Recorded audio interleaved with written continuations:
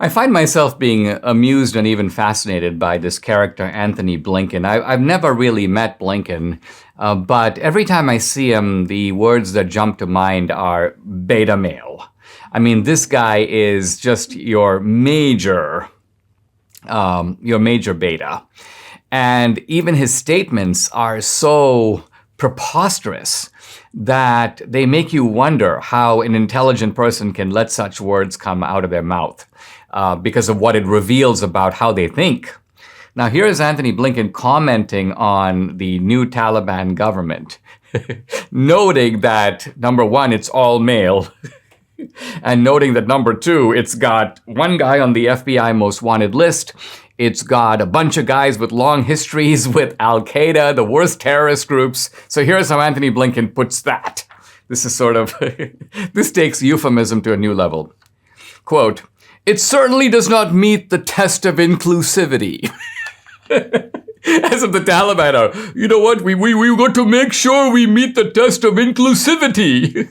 They're not even thinking like this. So here's this fool in Washington, doesn't meet the test of inclusivity. And quote, "It includes people who have very challenging track records."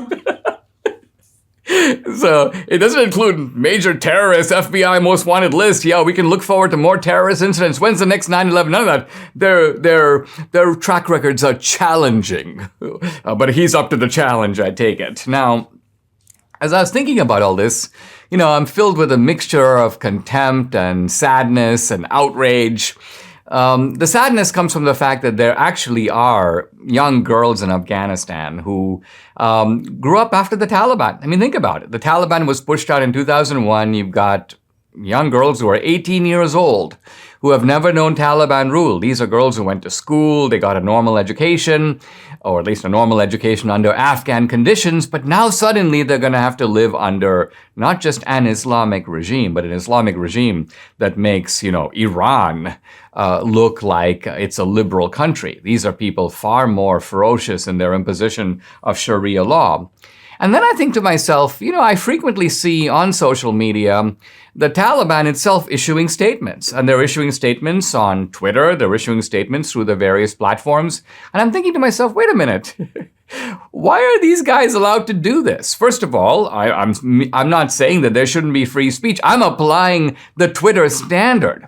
So the Twitter standard, as was very clear after January 6th, is you can't promote an insurrection. You can't question legitimate democratic procedures. You cannot use force to get your way. And, the January 6th, the walkthrough in the Capitol, taking selfies, laughing, playing jokes with Pelosi's desk, this was considered an insurrection. Well, the Taliban have just carried out a real insurrection, an armed insurrection, in contrast with January 6th, an extremely violent insurrection. They've established a dictatorship by force. This is not democracy. There's no pretense of democracy. So I guess the Twitter standard is that for people who are brown and Muslim, it's perfectly okay to have these kind of bloodthirsty displays of violence. It's all right, but we're not going to allow that kind of thing here in the United States. Is that what Twitter is saying? So I'm trying to make sense of the deep double standard by which the Taliban, even though it's right back to its old practices, isn't really getting harsh treatment, not just on Twitter. You don't even see screams of outrage in the New York Times. You don't see Rachel Maddow sweating on MSNBC. Here you have on social media pictures of the Taliban, and they've got sticks and they're whipping girls who are coming out to demonstrate against them. Nothing. Pretty soon there'll be buildings falling on top of gays and nothing. So my question is, why not? Why is it the case that stuff is going on over there and the left doesn't care about it because it's not happening over here? I don't think that's the full explanation. It seems to me that the full explanation is this. It comes back to what I was saying a little bit about Obama earlier. The Taliban's real credential and its real attraction to the left is the Taliban is vehemently anti-American. The Taliban was vehemently anti-Trump. The Taliban is vehemently anti-Christian. So you see here that the left and the Taliban have a certain common purpose. I was thinking the other day about the close resemblance between Taliban guys and Antifa guys. If you look at them, they even look the same. They dress the same, and they do the same kind of things. They go out into the street, and they bully and threaten and beat people. And so what you have here, think about it. You hear the Taliban chanting, "Debt to America." You could easily go to Portland and see Antifa chanting death to America. You see the radical Muslims burning an American flag. You can easily go to an American campus and see radical leftists burning an American flag. So there's a community of interests.